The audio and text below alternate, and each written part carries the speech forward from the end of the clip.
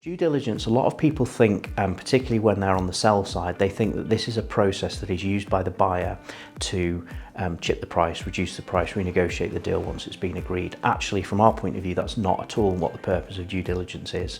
It's there to understand the business and make sure that we actually want to buy this business. So typically the three forms of due diligence are the legal side. So we're looking at the what the contracts are within the business. This could be employment contracts, it could be contracts with customers, it could be contracts with suppliers, and we're looking for the sort of legal obligations of the business. It's also looking at the constitution of the company.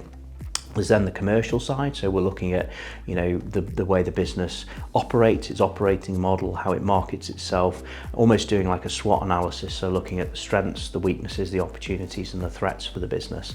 A lot of that, to be honest, is already done pre us actually even agreeing the deal, because there's a lot of information that's out there in the public domain. We can see how it markets itself, we can look on its website, we can speak to the competition, we can get a bit of a feel for what the market size is, and we can see how we fit into all of that. And there's then the financial side of things, which is probably the thing that we hone in on the most, which is really understanding the historic performance of the business, the future potential for the business, cash flow forecasts, and looking at the balance sheet in detail. So what assets and liabilities are we acquiring, and how do we manage all of those things. So due diligence is there for us to understand the business, get a feel for it, so that once we take over, we're going in with our eyes open rather than closed, and understanding what risks, if any, are there that potentially could cause a problem. And then we have to make a decision on that, whether those risks are palatable or not palatable. But it's very rare for us to tie up a deal for it to fall through the due diligence process, because we've done a lot of thorough research before we even get to that point of actually agreeing a deal.